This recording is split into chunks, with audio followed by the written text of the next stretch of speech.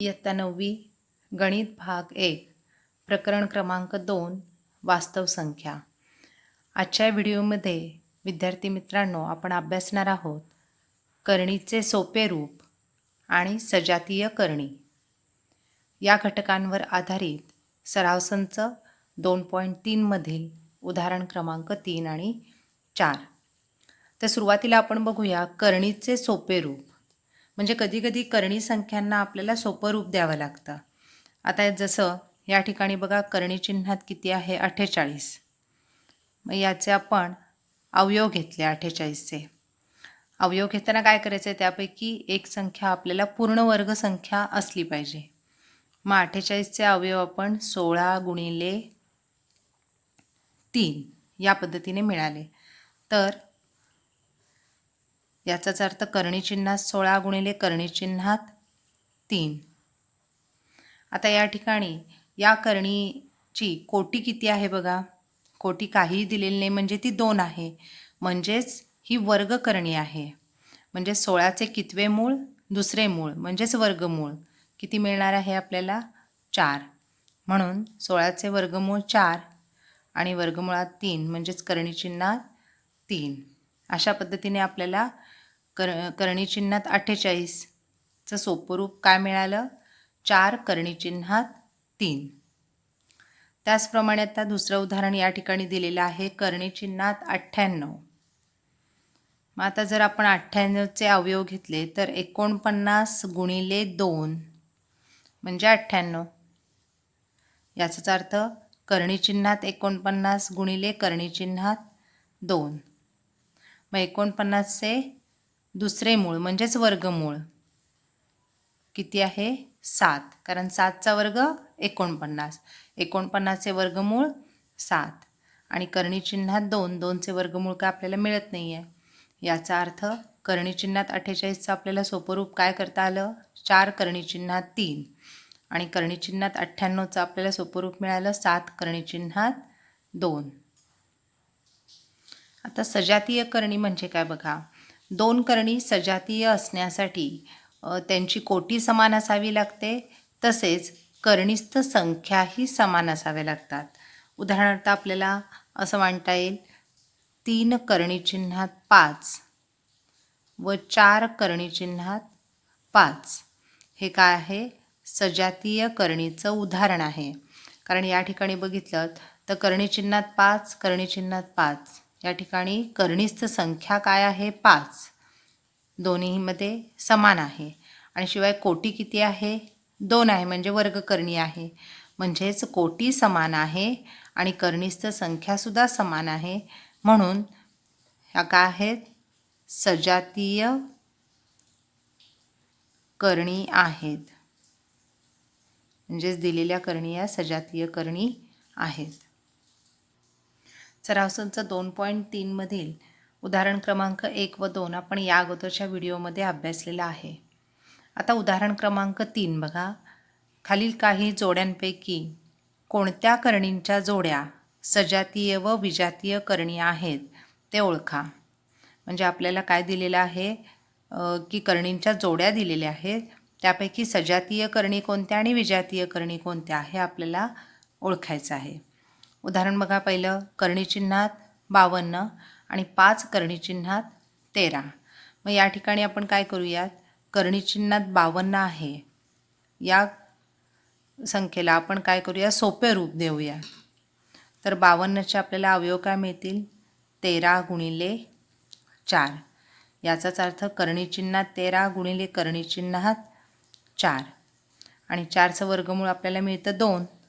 म्हणून 2 करणी चिन्हात 13. म्हणजेच करणी चिन्हात 52ला सोपं रूप देऊन आपल्याला काय मिळालं? 2 करणी चिन्हात 13.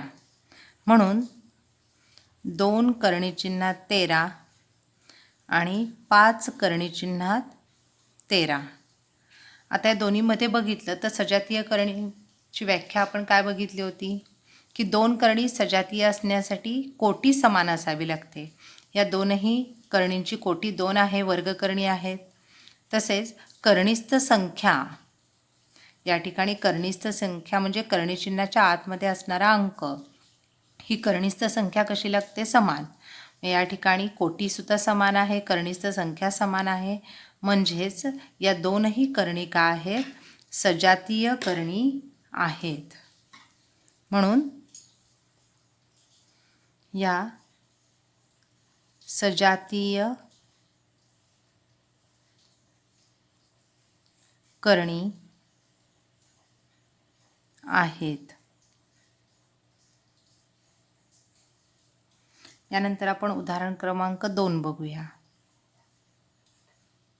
उदाहरण क्रमांक 2 दिलेले आपल्याला करणी चिन्हात 68 आणि 5 करणी चिन्हात 3. पुन्हा आपण काय करूया? करणी चिन्हात 68ला सोपं रूप देऊयात. म्हणून करणी चिन्हात 68 बरोबर काय मिळतील सांगा आपल्याला या ठिकाणी अवयव?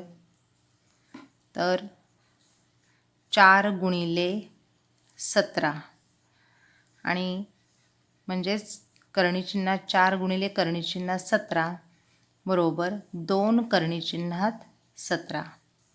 म्हणजेच करणी चिन्हात 68ला सोपे रूप देऊन आपल्याला मिळालं 2 करणी चिन्हात 17.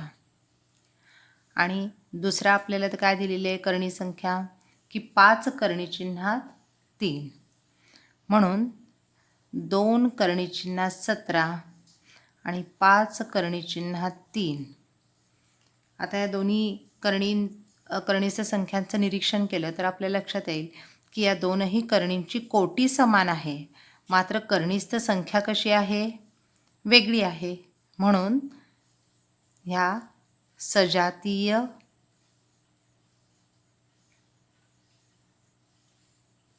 करणी आहेत का? तर नाही.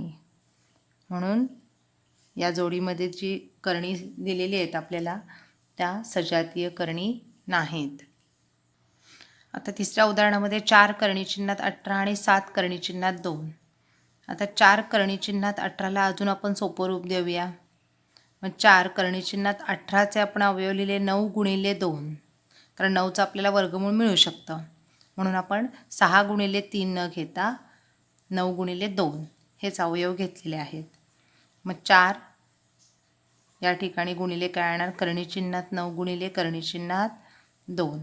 याचाच अर्थ 4 गुणिले करणी चिन्हात 9 म्हणजेच वर्गकरणी आहे, 9चे वर्गमूळ 3 आणि करणी चिन्हात 2 आहेत असे. त्यामुळे 4 त्रिक 12 करणी चिन्हात 2. म्हणजे 4 करणी चिन्हात 18ला सोपे रूप दिल्यानंतर आपल्याला काय मिळाले? 12 करणी चिन्हात 2. म्हणून 12 करणी चिन्हात 2 आणि या जोडीतील दुसरी करणी कोणती आहे? 7 करणी चिन्हात 2. मग या जोडीमध्ये दिलेल्या या जोडीमध्ये ह्या कनिष्ठ संख्या कशी आहे बघा? दोघांची समान आहे आणि कोटीसुद्धा कशी आहे? समान आहे. म्हणून ही जोडी काय आहे?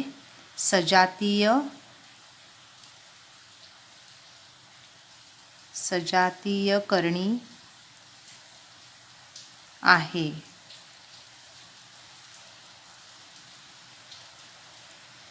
कारण या ठिकाणी कनिष्ठ संख्या आणि कोटी दोनही समान आहे. उदाहरण क्रमांक 4 मध्ये बघा आपण 19 करणी चिन्हात 12 आणि 6 करणी चिन्हात 3 ही करणींची जोडी आपल्याला दिलेली आहे. यामध्ये आपण 19 करणी चिन्हात 12 या करणीला सोपे रूप देऊयात. मग 19 करणी चिन्हात 12चे आपल्याला काय अवयव मिळाले? 4 गुणिले 3 म्हणजेच 19 गुणिले करणी चिन्हात 4 गुणिले करणी चिन्हात 3 म्हणजेच 19 गुणिले 4चा आता कितवे मूळ आहे? दुसरे मूळ म्हणजे वर्गमूळ किती? 2 गुणिले करणी चिन्हात 3. 19 गुणिले 2 38. 38 करणी चिन्हात 3. या पद्धतीने आपल्याला 19 करणी चिन्हात 12चं सोपं रूप मिळालेलं आहे. म्हणून 38 करणी चिन्हात 3 आणि 6 करणी चिन्हात 3 या दोनही करणींचं जर आपण निरीक्षण केलं तर कनिष्ठ संख्या आता बघा कशी आहे? समान आहे आणि कोटीसुद्धा काय आहे? या ठिकाणी समान आहे. म्हणून दिलेल्या या करणींची जोडी काय आहे? सजातीय करणी आहे. म्हणून 19 करणी चिन्हात 12 आणि 6 करणी चिन्हात 3 ही करणींची जोडी सजातीय करणी आहे. म्हणजे या ठिकाणी आपल्याला सोपं रूप तेवढं देता आलं पाहिजे, बाकी आपल्याला निरीक्षणावरून मग ठरवता येईल की सजातीय करणी आहे किंवा नाही. आता उदाहरण क्रमांक 5 मध्ये बघा, 5 करणी चिन्हात 22 आणि 7 करणी चिन्हात 33. जर आपण 22चे अवयव घेतले तर काय मिळणार आहेत आपल्याला? 11 गुणिले 2 आणि या दोनही मूळ संख्या येणार आहेत, त्यामुळे आपल्याला या ठिकाणी सोपे रूप देता येणार नाही. त्याचप्रमाणे 33चे सुद्धा जर आपण अवयव बघितले तर 11 गुणिले 3 आणि या ठिकाणी 11चं सुद्धा आपल्याला वर्गमूळ काढता येत नाही आणि 3चं सुद्धा. याचाच अर्थ या करणीमध्ये, या करणींच्या जोडींमध्ये जी करणी दिलेली आहे त्याला आपल्याला सोपं रूप देता येणार नाही आहे. मग आता ही जोडी सजातीय करणी आहे की विजातीय आहे? तर या दोनही करणींचं निरीक्षण केलं असता त्याची कोटी किती आहे? 2 आहे. म्हणजे या करणींच्या जोडीमध्ये कोटी समान आहे, परंतु करणीस्थ संख्या कशी आहे? भिन्न आहे. म्हणून दिलेल्या करणींची जोडी ही सजातीय नाही, म्हणजेच ती काय आहे? विजातीय आहे. म्हणून उत्तर आपल्याला असं लिहिता येईल, 5 करणीत 22 आणि 7 करणीत 33 या करणींच्या जोडीमध्ये कोटी समान आहे, पण करणीस्थ संख्या मात्र कशी आहे? भिन्न आहे. म्हणून दिलेली करणींची जोडी ही विजातीय करणी आहे, म्हणजेच सजातीय करणी नाही. उदाहरण क्रमांक 6 यामध्ये आपल्याला पुढची जोडी दिलेली आहे, 5 करणी चिन्हात 5 आणि करणी चिन्हात 75.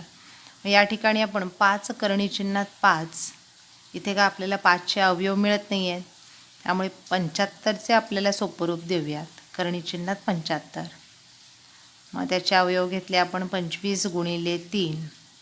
याचाच अर्थ करणी चिन्हात 25 गुणिले करणी चिन्हात 3. मग करणी चिन्हात 25 कोटी किती आहे? 2, म्हणजेच 25चे वर्गमूळ 5 करणीत 3. याचा अर्थ आपल्याला या जोडीमध्ये पहिली करणी दिली होती 5 करणीत 5 आणि दुसरी करणी आता सोपे रूप देऊन मिळाली आपल्याला 5 करणीत 3. आता या दोनही करणींचं निरीक्षण केलं तर यामध्ये कोटी समान आहे, 2 आहे, मात्र करणीस्थ संख्या मात्र कशी आहे सांगा? इथे 5 आहे, इथे 3 आहे, भिन्न आहे. म्हणून दिलेली करणींची जोडी ही सजातीय करणी नाही, म्हणजेच विजातीय करणी आहे. या पद्धतीने आपल्याला उदाहरण लिहिता येईल. आता पुढील प्रश्न आहे बघा, प्रश्न क्रमांक 4. यामध्ये खालील करणींना सोपे रूप द्या. हा अतिशय सोपा प्रश्न आहे. यामध्ये पहिलंच उदाहरण आपल्याला दिलेलं आहे करणी चिन्हात 27. आता नेहमीप्रमाणे आपण त्याचे अवयव घेऊयात. त्यामध्ये एक आपल्याला पूर्ण वर्गसंख्या असली पाहिजे, म्हणून 27चे अवयव आपण काय घेतले? 9 त्रिक 27, 9 गुणिले 3. याचाच अर्थ करणी चिन्हात 9 गुणिले करणी चिन्हात 3, मग 9चे वर्गमूळ 3 आणि करणी चिन्हात 3, 3चे वर्गमूळ मिळत नाही आहे, त्यामुळे ते आहेत असे. म्हणून करणी चिन्हात 27चं आपल्याला सोपं रूप काय मिळालं? 3 करणी चिन्हात 3. यानंतर दुसरं उदाहरण आहे करणी चिन्हात 50. या ठिकाणी आपण समजा 50चे अवयव 10 गुणिले 5 घेतले तर 10चं वर्गमूळ मिळतं का? नाही मिळत. 5चं मिळतं का? नाही मिळत आहे. म्हणून 25 गुणिले 2 हा अवयव आपण निवडला. म्हणजेच करणी चिन्हात 25 गुणिले करणी चिन्हात 2. मग करणी चिन्हात 25 म्हणजेच 5 आणि करणी चिन्हात 2.